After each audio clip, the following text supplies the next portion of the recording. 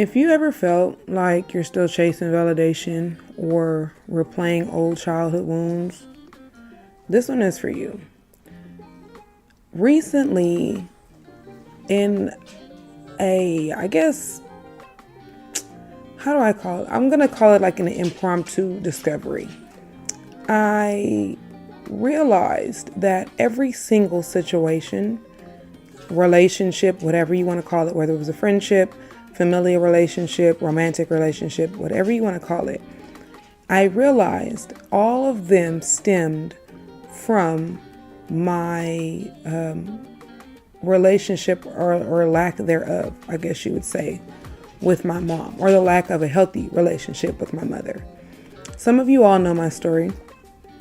You guys know that I was raised by my father. My parents went through this really, really disgusting custody battle, and my father got full custody of me. And from as far back as I can look and see, I never felt like I was on like my mother's like list of priorities when it came to just spending time. Like, we were taken care of financially, but time was just something that even to this day, she just never seemed to have when it came to her daughters.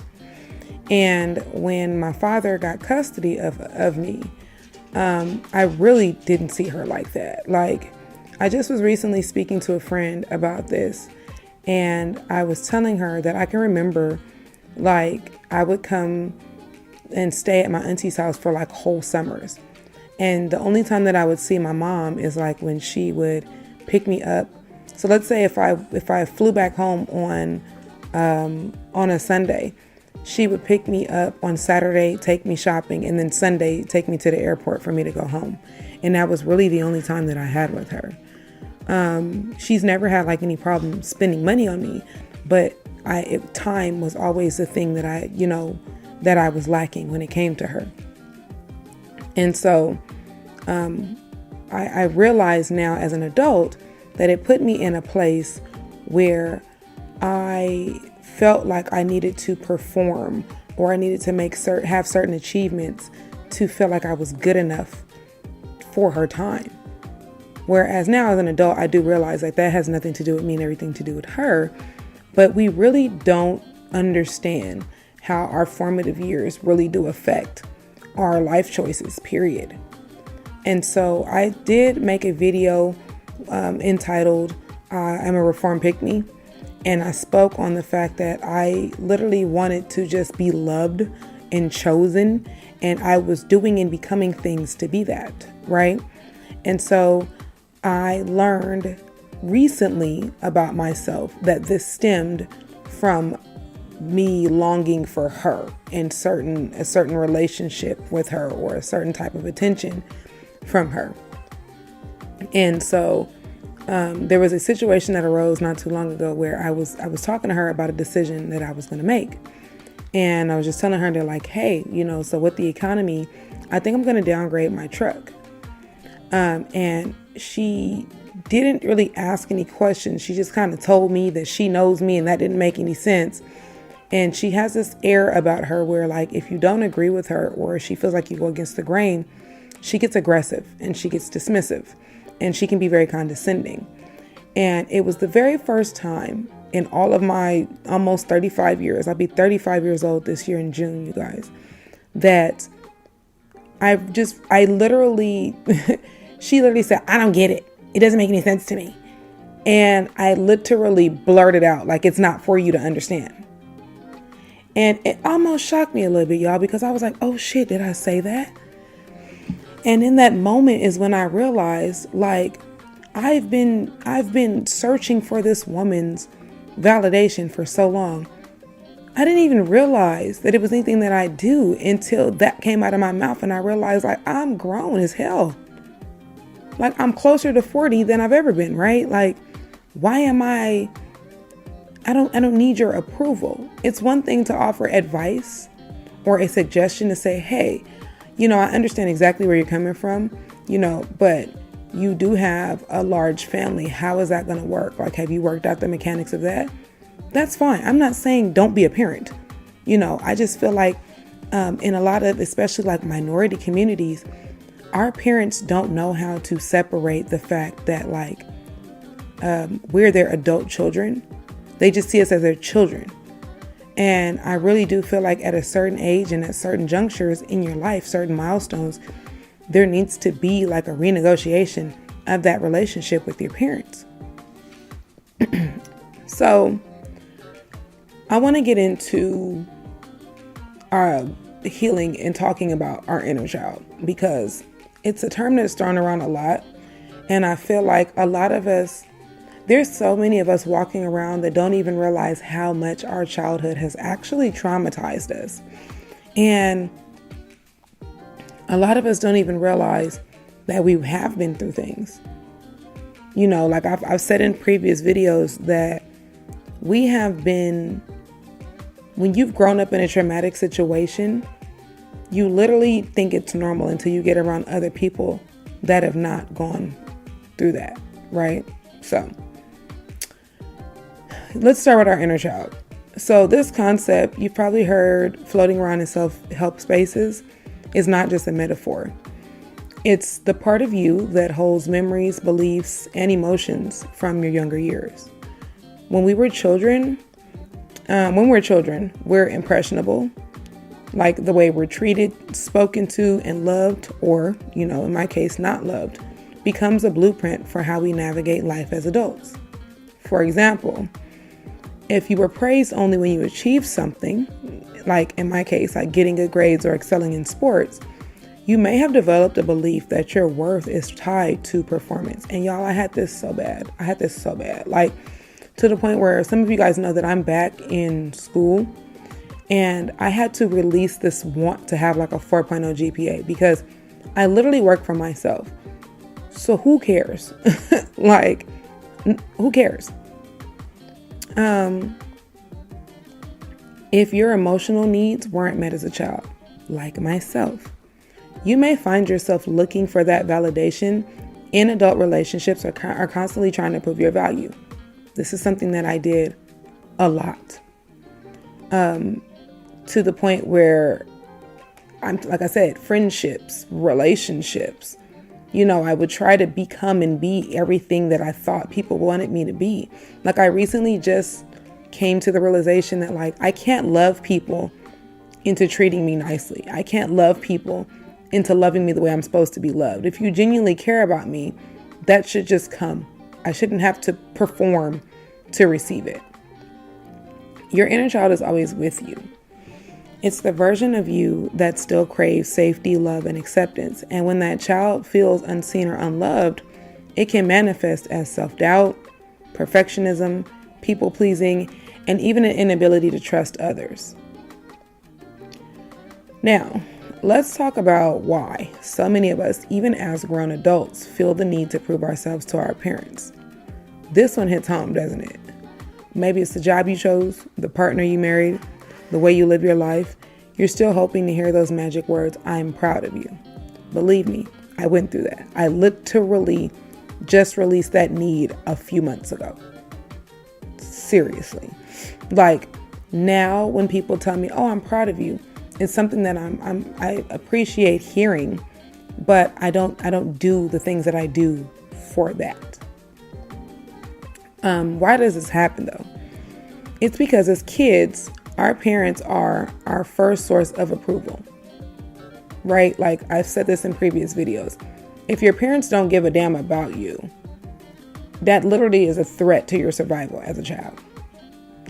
They're the ones that teach us whether we're enough or if we have to earn love by meeting certain expectations. And even if our parents did have the best intentions, they might have just passed on their own unresolved wounds to us, which in my case is what I think happened. For example, if you had a parent that grew up in scarcity, they may push you towards a stable traditional career because they just didn't have the security. It's not about you, it's literally about their fears. But as children, we internalize these expectations as, if I don't meet their standards, I'm not good enough. Here's the kicker. Even when we recognize this logically, the emotional pull to win their approval can still linger. This is something that I've gone through where I still have to remind myself, like, hey, this is the them thing. This is not a you thing. This has nothing to do with you. It's like a program that runs in the background. It's like an app that you haven't closed all the way. And for many of us, this leads to a life built around external achievements instead of what truly makes us happy. So let me ask you this. What are you chasing? And is it for you or someone else? Because for myself, I've spoken about releasing the need, releasing that care of what things look like to the outside, right? So I can remember even just staying in relationships that weren't meant for me because I didn't want it to look like, oh, this relationship failed. Even recently, I just left a almost 10-year relationship, and I remember speaking to my best friend about it, and I told her, I know that this isn't for me, but I feel bad. I feel like I'm wasting everyone's time because everybody's just so excited about this wedding, and they're so excited. I'm sorry, y'all, the neighbors. But yeah, everybody was so excited about this proposal, and I've even found myself when people come and get their hair done, and they'll ask me oh, when's the wedding? And I find myself just giving them the original date without actually telling them hey, there is no wedding. Because there is a part that, especially in society makes you feel especially as women, Black women at that, oh, when a relationship doesn't work out, you're the failure. Oh, you should have chose better. Instead of telling people, the individual that actually screwed the relationship up, they're hey, you should be a better person. So anyway, let's get to how we can heal our inner child. And this process is not about blaming your parents or living in the past. It's just about validating for yourself and acknowledging your experiences and giving yourself what you needed back then. This is something that I do a lot. Whether it's, one of my favorite designers when I was a kid, that's what you want to call her, was Lisa Frank. And so if I see a Lisa Frank coloring book, baby, I'm getting that coloring book, and I'm going to sit there and I'm going to be 6-year-old me for 30 minutes, and I'm going to be happy about it.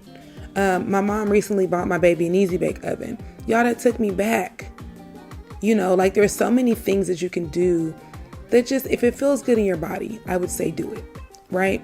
So healing is a journey. It's not a destination. But here's a few steps that I've taken myself that can at least get you started. So first and foremost, reconnect with your inner child. There is a therapist a child PTSD therapist on YouTube. His name is Patrick Tehan, and I owe a lot of my inner child healing to him.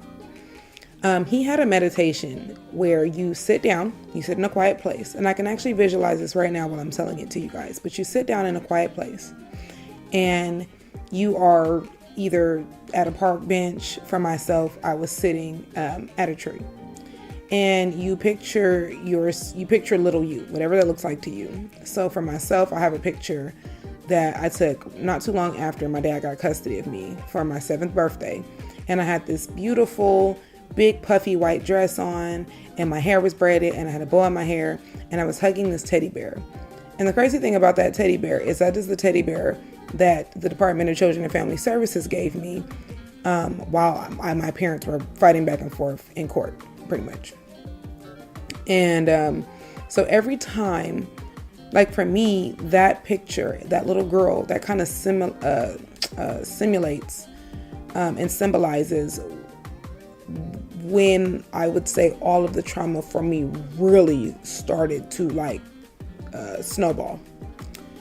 And so what you do is you picture little you, and you give little you, you allow yourself, younger you, to have consent, and you ask younger you, are you okay with certain things? So what he had you do is you meet yourself in the park, and you walk up to little you and you say, hey, little Tay, I'm Big Tay. I'm you from the future. I'm adult you. Do you mind if I have a seat next to you? And he'll tell you, if little you says no, that's okay. You come back to the meditation at another time. If little you says yes, then you sit down with little you. Now, what I personally did was I sat down with little me and I said, hey, I'm so sorry that the people that were put in your life to protect you and take care of you didn't do a good job of that. I'm so sorry. You didn't deserve that.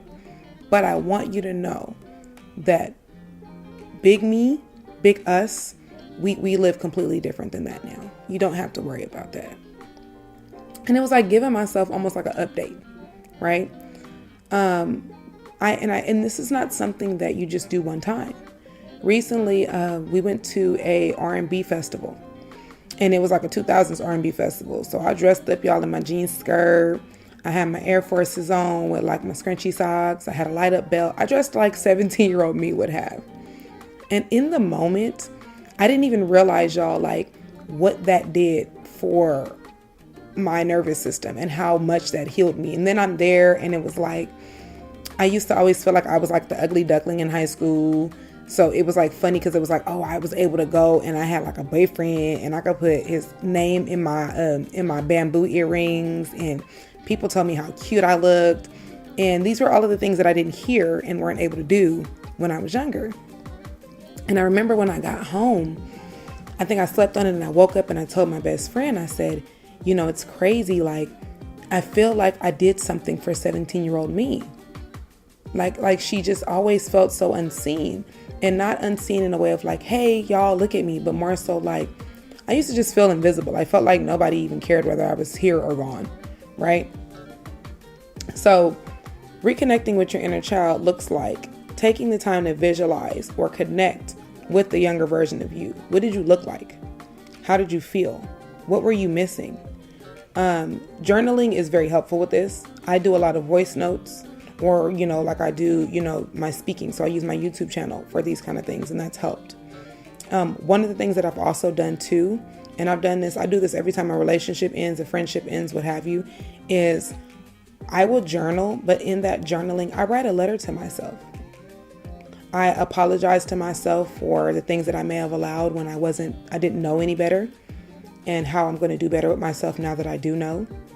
And when you're writing this letter to your younger self, make sure that you let your younger self know that we are now safe.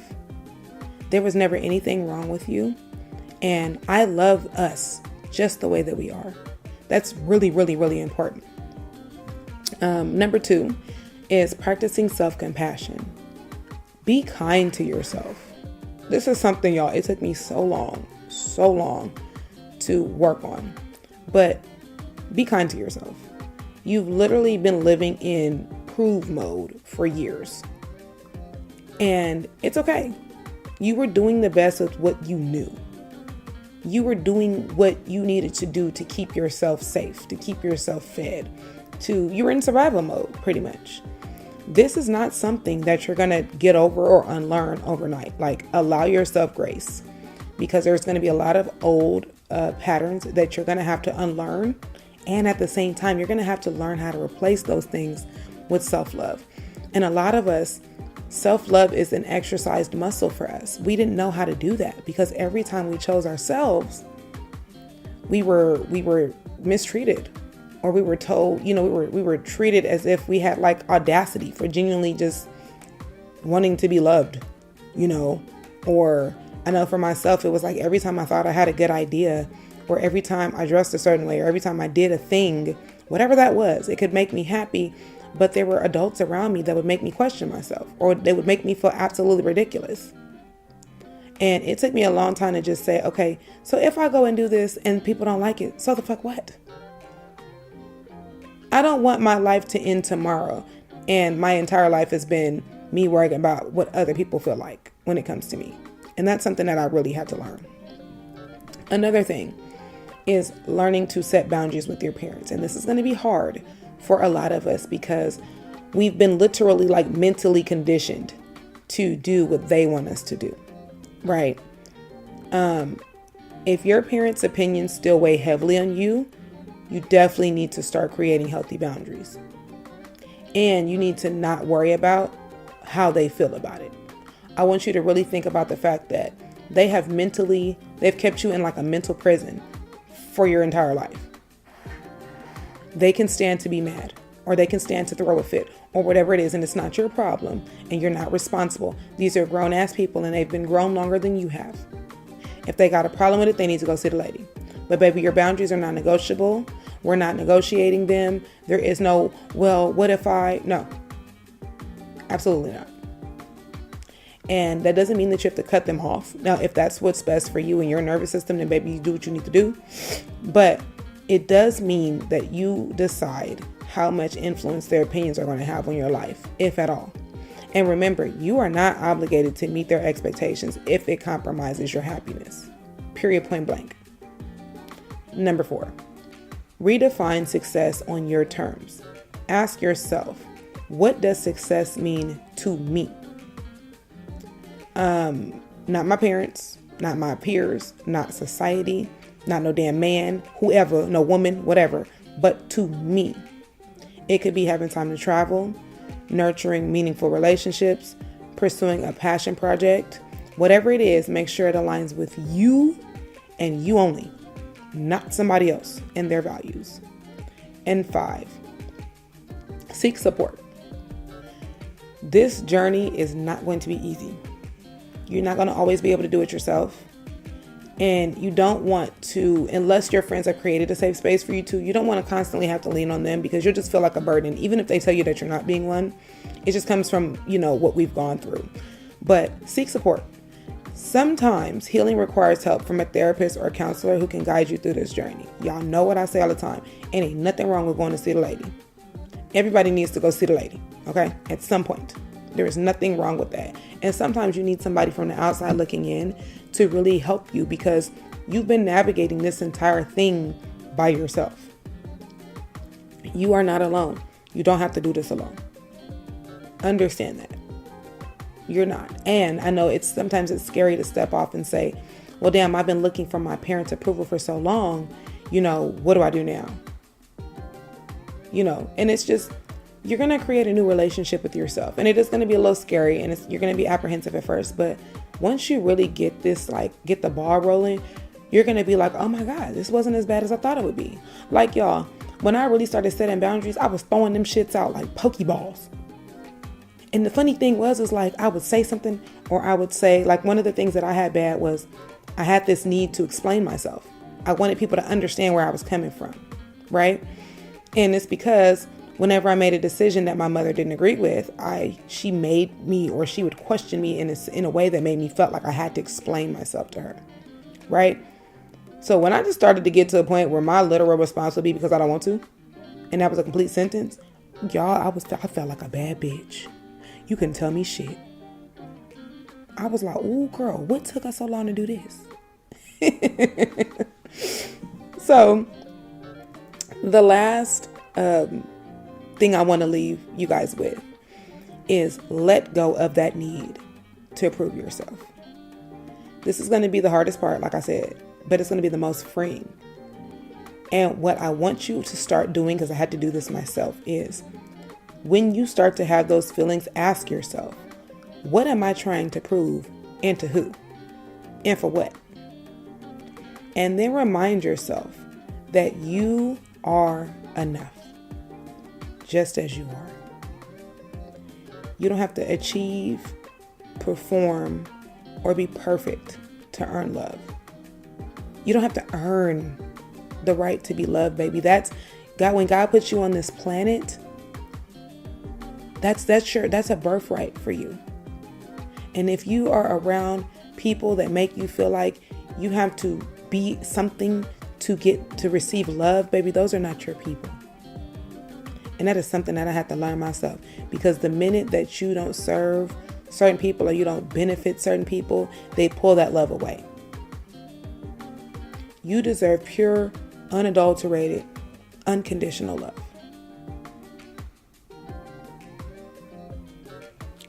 That is all I have for you all today.